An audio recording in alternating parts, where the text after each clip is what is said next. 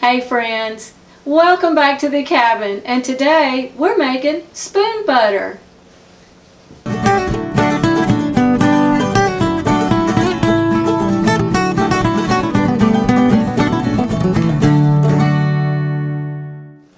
So you might be asking, what in the tarnation is spoon butter?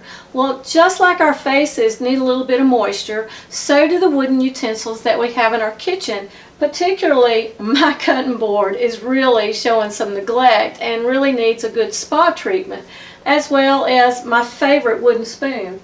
And recently I did a video on rendering beeswax, and I'll link to it here. And then after that I did a video on one of the things that I did with the beeswax was making beeswax wraps. And well, this will be second in that installment of something that I use my beeswax for, which gives you a hint as to one of the two ingredients that I use in spoon butter, and that would be beeswax as well as coconut oil. Now, I do have some lemon essential oil out, and I may put a few drops in there in the end because lemon is an antibacterial, antimicrobial, so it'll just up the value, make the spoon butter a little more protective in more ways than one. Now, spoon butter has a twofold purpose.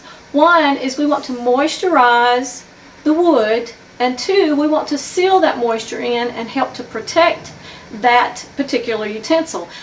So we're going to start with, for a 4-ounce jar, we're going to start with 3 ounces of coconut oil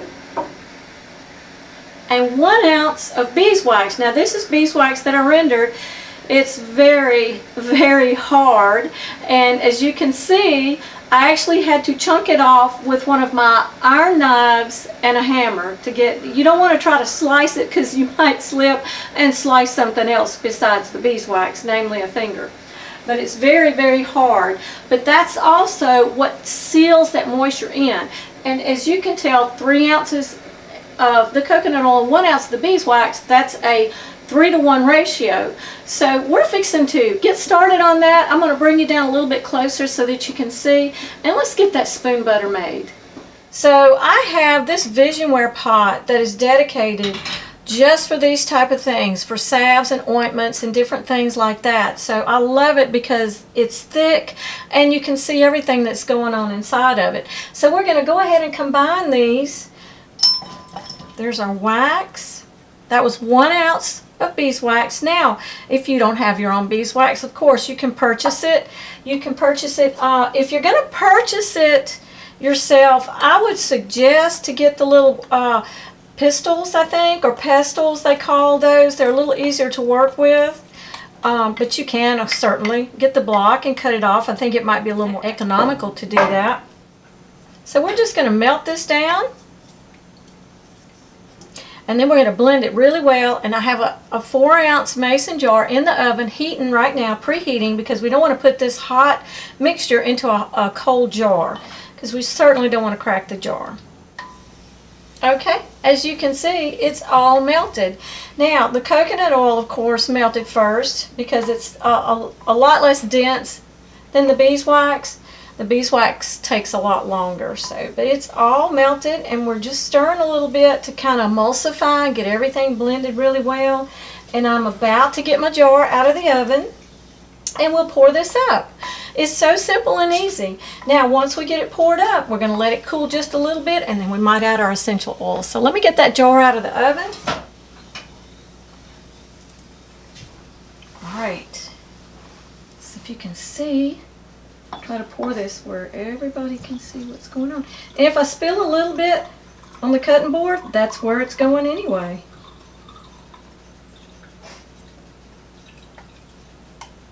Now, here's our spoon butter.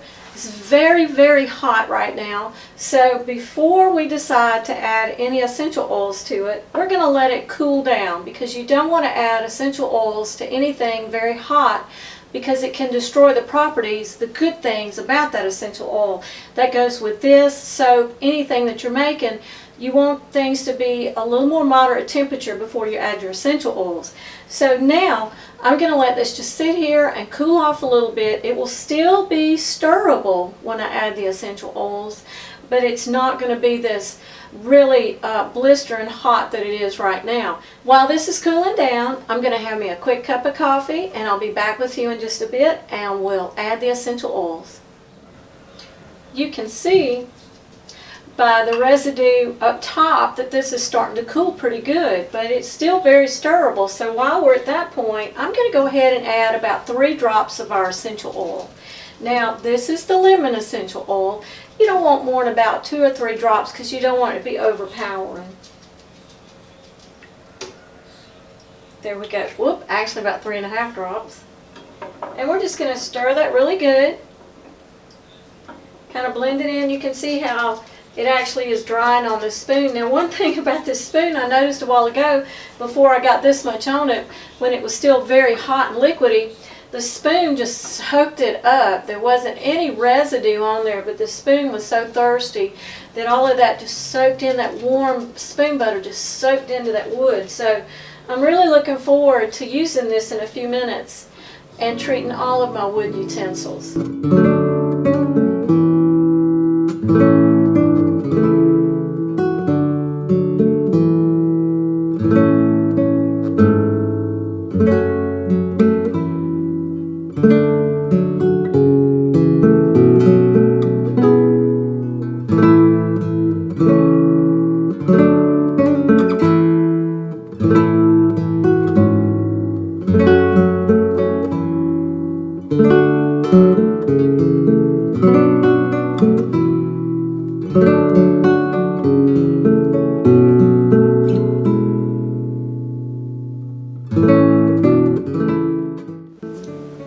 Well, there you have it. There's our cool spoon butter.